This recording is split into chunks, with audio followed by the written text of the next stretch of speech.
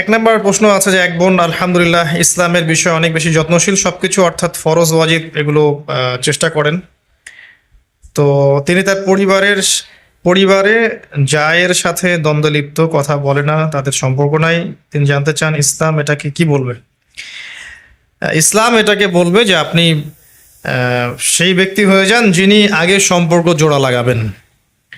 ইসলাম এটাই বলে যে আপনি সম্পর্ক জোড়া লাগান, কথা বলুন, সালাম দিন, আপনি মানবিক সম্পর্ক, আত্মীয়তার সম্পর্ক বজায় রাখুন। আত্মীয়তার সম্পর্ক ছিন্নকারী ব্যক্তি জান্নাতে যাবে না। আরেকটা বিষয় হচ্ছে আমাদের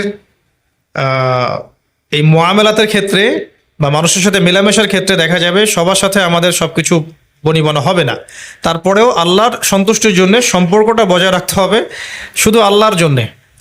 যে আল্লাহ পাক রাখতে বলেছেন রাখছি, আল্লাহ পাক আত্মীয়তার সম্পর্ক ছিন্ন করতে নিষেধ করেছেন করছি না, এটা আল্লাহর জন্য। তখন আপনি কষ্টও পাবেন না। যখন আপনি আল্লাহর জন্য কিছু করবেন তখন আপনি আঘাতপ্রাপ্ত হলেও কষ্ট পাবেন না, বিকজ আপনি আল্লাহর জন্য করেছেন। আল্লাহ পাক বোঝার তৌফিক দান করুন। আমি জানি অবিবাহিত মেয়ে বা ছেলের মধ্যে কোনো বন্ধুত্ব সম্পর্ক ইসলাম হালাল বলেনি। আজকে তো বিবাহের সেশন না রে ভাই, আমরা বিবাহ নিয়ে আলাদা সেশন করতে পারতাম। আমি বিবাহের প্রয়োজন অনুভব করছি, বাসায় বলেছি, দোয়া করেছি ইত্যাদি। বিয়ে দিতে নারাজ, এই কমন প্রশ্ন আর কি, এগুলো সাধারণত আমাদের অনেকেরই প্রবলেম। তো প্রথম কথা আমি যেটা বলবো ভাই, সলিউশন হচ্ছে শোনেন, বিয়ে করার আগে পড়াশোনা শেষ করেন। পড়াশোনা যা করার বিয়ের আগে করে নেন, অ্যাটলিস্ট একটা লেভেল পর্যন্ত। দাওরা ফারেক করে নেন, মাস্টার্স বা অনার্স পাস করে নেন, এমবিএ করে নেন, একটা লেভেল পর্যন্ত আপনি শেষ করে নেন। যদি এই লেভেল পর্যন্ত শেষ করার আগে আপনার চাহিদা খুব বেশি থেকে থাকে, চরিত্র হেফাজত করতে কষ্ট হয়, সেক্ষেত্রে আমি বলবো যে আপনি যদি অর্থনৈতিকভাবে স্বাবলম্বী হয়ে থাকেন তাহলে পা বাড়ান। যদি এই লেভেলে যাওয়ার আগে ইকোনমিক্যালি আপনি স্বাবলম্বী না হন তাহলে পা বাড়াবেন না, রোজা রাখবেন এবং বেশি বেশি পড়াশোনা করবেন, দিনের কাজের সাথে সম্পৃক্ত থাকবেন এবং ভালো মানুষদের সাথে মিলেমিশে থাকবেন, একা থাকবেন না। এভাবে ইনশাল্লাহ একটা পর্যায়ে আপনার বয়সটা একটু পরিণত হবে, তারপরে বিয়ে করলে আপনার মধ্যে ম্যাচুরিটি আসবে। এটা হয়তো মনে হতে পারে আপনাকে যে চরিত্রটা হেফাজত করা এই সময়ের মধ্যে আমার জন্য কঠিন। আমি জানি কঠিন, কিন্তু এর পরের জীবনটা আরো কঠিন হয়ে যাবে। এটা বিশ্বাস করেন, এর পরের জীবনটা আরো কঠিন হয়ে যাবে। পরামর্শ এক, যদি আপনার চাহিদা দমন করার মতো আপনার ইমানি তাকাত থেকে থাকে, ক্ষমতা থেকে থাকে, আপনি আগে আল্লাহর ওয়াস্তে দাওরা ফারেক করে নেন, পড়াশোনাটা শেষ করে নেন, তারপরে বিয়ে করেন। যদি আপনি দুর্বল হয়ে থাকেন তাহলে আমি অপশন বলবো, যদি ইকোনমিক্যালি স্ট্রং হন বিয়ে করেন। যেমন অনেকে থাকেন না, বাবার টাকা আছে বা আপনার ভাড়া তুলে খেতে পারেন বা আপনার আবারি জমি আছে ইত্যাদি, আপনার সামর্থ্য আছে, আপনি তাহলে করে ফেলেন। এটাতে আমি নিষেধ করব না বা আমি বলবো না যেটা ভালো হবে না, করতে পারেন। কিন্তু যদি আপনার এখানে ইকোনমিক চাহিদা, ইকোনমিক কোনো ব্যবস্থা না থাকে এবং ইকোনমিক অবস্থা খুব খারাপ থাকে, এখানে আপনি বিয়ে করলে ঝুঁকিতে পড়বেন। তখন আপনার পড়াশোনাটাও হবে না ঠিক মতো, আপনার পরিবারের এই ঝামেলাগুলো ডিল করতে আপনার সময় চলে যাবে। তখন আপনি পরে আফসোস করবেন যে আরো 5টা বছর পরে বিয়ে করলে হয়তো ভালো হতো। আর বিশ্বাস করেন, একটা বিষয় সম্পর্কে আমাদের একটা আগ্রহ থাকে, যখন ওটা পেয়ে যাবেন দেখবেন মনে হবে আসলে এমনই ছিল বিষয়টা। ঠিক আছে, বিষয়টা এমন। আর প্রতিটা কাজ আল্লাহর সন্তুষ্টির জন্য করবেন। এই জায়গায় গিয়ে দিনকে প্রাধান্য দিবেন, দুনিয়াকে না। যদি দুনিয়াকে প্রাধান্য দেন আপনি ঠকবেন, মহা ঠকবেন। আল্লাহর রাস্তায় দিনকে প্রাধান্য দিবেন। আল্লাহ পাক বোঝার তৌফিক দেন। এক ভাই প্রশ্ন করেছে, ইসলামী ইতিহাস এবং অর্থনীতি বিষয়ক কার্যকরী বইয়ের নাম বলবেন। হৃদয় আল্লাহর ভয় বৃদ্ধির উপায় কি এবং 24 ঘন্টা রুটিন কেমন হচ্ছে। অনেকগুলো প্রশ্ন আছে। ইসলামী ইতিহাসের উপরে ডক্টর আলী মোহাম্মদ সাল্লাবি ওনার সিরিজগুলো পড়তে পারেন। ডক্টর আলী মোহাম্মদ সাল্লাবি ওনার অনেকগুলো ইসলামিক হিস্ট্রি সিরিজ আছে। এবং ইসলামিক ফাউন্ডেশন বাংলাদেশ, এখানে গিয়ে দেখবেন ইতিহাসের অনেক বই আছে যেগুলো কেউ কিনছে না, পড়ে আছে, মানুষ কিনে না। আপনারা কখনো গিয়েছেন? আমাদের এটা ভুল। ওখানে এমন অনেক বই আছে যেগুলো রেয়ার বই, বাজারে পাওয়া যায় না। আপনি ওখানে অনেক ভালো বই পাবেন, আমরা যাই না, যাওয়া উচিত। ওখানে গিয়ে দেখবেন ইসলামিক ফাউন্ডেশন বাংলাদেশে অনেক ভালো ভালো কিছু বই আছে। এখানে হিস্ট্রি কিছু বই আছে। যখন আলোকিত জ্ঞানীর কম্পিটিশন চলছিল আমরা ওখানে গিয়েছিলাম এবং অনেকেই, আমাদের অনেক প্রতিযোগী সেখানে 10-20 হাজার টাকা করে বই কিনেছে। মাশাআল্লাহ, এই বইগুলো আমাদের বাসায় এখনো আছে। তো ওখানে যান, এটা পাবেন। আর ইসলামিক ইকোনমিক্স এর ব্যাপারে আমি বলবো যে ওয়ান অ্যান্ড অনলি মুফতি তকি উসমানী, দামাত বারাকাতু, তার ইসলামিক ইকোনমিক্সের সিরিজ আছে, 10টা থেকে 12টা বইয়ের একটা প্যাকেজ পাবেন ইসলামিক অর্থনীতির উপরে, এটা পড়েন। তবে এর সাথে সাথে অনার্স মাস্টার্সে যে ইকোনমিক্সের বইগুলো পড়ানো হয় সেটাও জানা উচিত। ওইটা না জানলে আপনি এটা বুঝতে পারবেন। ঠিক আছে, আল্লাহ পাক। এক ভাই দ্বীনি শিক্ষা অর্জন, ভাই না বোন আমি জানি না, লিখেছেন যে দ্বীনি শিক্ষা গ্রহণ করতে চান, অনার্স লেভেলে পড়ছেন, জেনারেল পড়াশোনা কি বাদ দিব এরকম? জি না, জেনারেল পড়াশোনা বাদ দিবেন না, জেনারেল পড়াশোনার মধ্যে থাকবেন। আপনি পরিবেশটা দিকে খেয়াল রাখেন যে জেনারেল যেখানে পড়তে যাচ্ছেন সেই পরিবেশটা কেমন, এই পরিবেশ থেকে নিজেকে একটু সরিয়ে রাখার চেষ্টা করেন, কারণ এখানে ফ্রি মিক্সিং আছে এবং এই ফ্রি মিক্সিংটাকে তারা কিছু মনেই করে না। এখানে আপনি ইমান হারাতে পারেন, জেনায় লিপ্ত হয়ে যেতে পারেন, নাউজুবিল্লাহ। পরিবেশটা থেকে সতর্ক থাকেন। আপনি জেনারেল সাবজেক্টগুলো পড়বেন, যে সাবজেক্টে আপনি পড়াশোনা করছেন ওই জ্ঞানটাকে ইসলামের কল্যাণে ব্যয় করার চেষ্টা করবেন। পাশাপাশি আপনি কিছু ইসলামিক সাবজেক্টে পড়াশোনা করবেন ডিপ্লোমা কোর্সের মাধ্যমে বা আলেম ওলামার কাছে গিয়ে।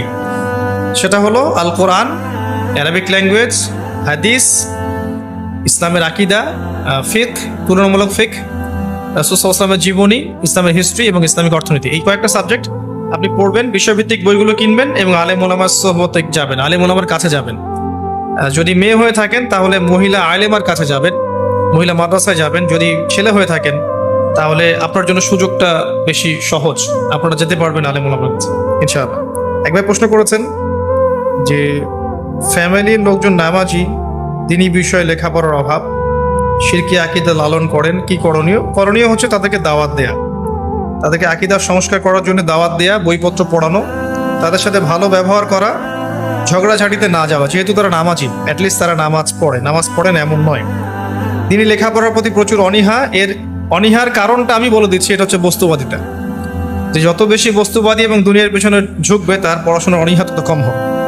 টাকার পিছনে ছুটতে কম বলুন, পরকালীন বিষয়গুলো নিয়ে আলোচনা বেশি করুন, বাসায় তালিমের ব্যবস্থা করুন, ফয়জুল কালাম, রিয়াদুস সালেহিন বা মুনতাখাব হাদিস এই টাইপের বইগুলো বাসায় রাখুন, নিয়মিত তালিম করুন। পড়াশোনার মধ্য দিয়ে ইনশাআল্লাহ তাআলা আপনার পরিবারের শিরকি আকীদা দূর করা সম্ভব। দুনিয়াবি ইলম বলে আসলে কোনো কথা নাই, ইলম আল্লাহর পক্ষ থেকেই এসেছে। বসেন, ইলম আল্লাহর পক্ষ থেকে এসেছে, আমাদের পড়াশোনার উদ্দেশ্যটা দেখতে হবে। আপনি ইংরেজিতে পড়াশোনা করছেন মনে করেন, এটা আপনি দুনিয়াবি পড়াশোনা কেন মনে করছেন? এই পড়াশোনা যদি আপনার মধ্যে থাকে আপনি ওয়ার্ল্ড অ্যাফেয়ার্সকে ডিল করতে পারবেন, কারণ এগুলো সব ইংরেজিতেই। ওয়ার্ল্ডের ইকোনমিক্সের বড় বড় বইগুলো ইংরেজিতেই, জিওপলিটিক্যাল বইগুলো ইংরেজিতেই, এবং ইভেন ওয়ার্ল্ডের অনেক স্কলার আছেন, রিনাউন্ড স্কলার, যারা ইংরেজিতে বই লিখেছেন, ইংরেজিতে লেকচার দিচ্ছেন। ওগুলো বুঝবেন কিভাবে এবং শিখবেন কিভাবে যদি আপনি ইংরেজি না জানেন? তো এটা তো দুনিয়াবি পড়া না। আপনাকে ওই জায়গায় ওরা যদি শিরকি কিছু পড়ায়, কুফরি কিছু পড়ায়, সেটা স্কিপ করেন। আপনি রেজাল্ট ভালো করার চেষ্টা করেন, ওই জ্ঞানটাকে আপনি দিনের কল্যাণে কাজে লাগান। আপনি ইসলাম শিখে ইংরেজিতে একটা বক্তব্য দেন, আপনার বক্তব্য পুরো বিশ্বে ছড়িয়ে যাক এবং ওই বক্তব্যের ওসিলায় হাজার মানুষ ইসলাম কবুল করতে পারে। ডক্টর জাকির নায়েকের কথা শুনেছেন? সব লেকচার তো ইংরেজিতেই, তাই না? এই লেকচার শুনে বহির্বিশ্বের কত মানুষ ইসলাম কবুল করেছে। তো তার ইংরেজি পড়াশোনাটা কি দুনিয়াবি হলো? দিনের খেদমত হয়েছে। এভাবে চিন্তা করেন, আসলে আমাদের মানসিকতার পরিবর্তন। আমি রিকোয়েস্ট করব, পড়াশোনার সময় দলীয়করণে যাবেন না। পড়াশোনার টাইমটা পড়াশোনা করেন, আপনি এগুলো সময় পাবেন পরে ইনশাআল্লাহ। এখন আপনার পড়াশোনা করার সময়। বর্তমান বিশ্ব পরিস্থিতি, থার্ড ওয়ার্ল্ড ওয়ার নিয়ে প্রশ্ন করেছে, প্রস্তুতি বিষয়ে জানতে চাই। মনে করেন যে রাশিয়া ইউক্রেন যুদ্ধ হয়ে মহাযুদ্ধ শুরু হয়ে গেল, আপনি করবেনটা কি বলেন তো? কি করার আছে আমার? আপনি এখানে আলোচনা করেই বা কি করতে পারবেন? এই কথা কোথায় পৌঁছাবে? এই কথা যদি পৌঁছায়, ওরা কি এই কথা দাম দিবে? তো হাইপোথেটিক্যাল চিন্তা বাদ দিয়ে প্র্যাকটিক্যাল কিছু কাজ করেন। যেমন এই যে বললাম, ইলম অর্জন করেন। যদি আপনি 5 বছরও বাঁচেন, 5 বছর কেন অর্জন করেন না কেন? 5 বছর জানা অনুযায়ী আমল করেন, আপনি হালাল রিজিকের ব্যবস্থা করেন, আপনার পরিবারের আদর্শ ঠিক করেন। আপনি 5 বছর প্রতিটা দিন একটু পার্ট টাইম দাওয়াতি কাজ করেন, পার্ট টাইম আল্লাহর রাস্তায় সময় দেন, তালিম করেন, ইসলামের তাবলীগ করেন, হ্যাঁ, মানব সেবামূলক কিছু কাজ করেন। আপনি আমলনামা গোছান, নিজের ফিকির করেন। আর এই যে বিষয়গুলো, এগুলো হচ্ছে উচ্চ লেভেলের বিষয়, যেগুলো আসলে রাষ্ট্রের জানা দরকার। ব্যক্তি পর্যায়ে রাষ্ট্রের বেশি জানা জরুরি যে আমাদের সামনে ওয়ার্ল্ডটা কেমন যাচ্ছে। একটা প্রশ্ন আমার হাতে আছে, 6 বছরের বাচ্চা মেয়ের জন্য আপনাদের কোনো কোর্স আছে কিনা? আসলে এই বয়সের মেয়েদের জন্য কোর্স করানোর কোনো সুযোগ নাই। এদেরকে আসলে একাডেমিক সেকশনে ভর্তি করে সময় নিয়ে নিয়ে পড়াতে হবে আর কি। হ্যাঁ, যদি আপনি সেকেন্ড হাফে চান যে সেকেন্ড হাফে আপনার এই মেয়েটা অন্য কোনো স্কুলে পড়ে, তাহলে বিকেলবেলা আপনি নিয়ে আসতে পারেন। সন্ধ্যার পরে আমাদের এখানে টিচাররা থাকবেন। এদের মতো যে বাচ্চাগুলো আছে এদেরকে আলাদা করে বসিয়ে 1 ঘন্টা 1.5 ঘন্টা 2 ঘন্টা আমরা কোরআন শেখানো, গল্প বলা বা ভালো কিছু অ্যানিমেশন দেখানো ইত্যাদি, এভাবে তাদেরকে আমরা শেখাতে পারবো ইনশাল্লাহ। আরেকটা কথা, উনি ওই খরচ বই সম্পর্কে জানতে চেয়েছেন, যিনি এই প্রশ্ন করেছেন। এটা আমাদের প্রসপেক্টাসে দেয়া আছে, আপনি সরাসরি প্রতিষ্ঠানে এসে এগুলো জানতে পারবেন ইনশাল্লাহ। আর জি ভাই, ইনশাল্লাহ আমরা যদি স্টার্ট করি, এখানে গার্ডিয়ান প্যানেল থাকবে ইনশাআল্লাহ তাআলা। আমি এখানে সরাসরি ওই চেয়ারে না বসলেও ইনভলভ আছি। আমার মেধা, আমার শ্রম, পরামর্শ দিয়ে ইনশাল্লাহ আমি চেষ্টা করবো সাথে থাকার। আর আমিও চাচ্ছি যে আমার যেহেতু বাচ্চা কাচ্চা আছে, দেখতেই পাচ্ছেন, ওদের জন্য পড়াশোনার কোনো প্ল্যাটফর্ম দরকার।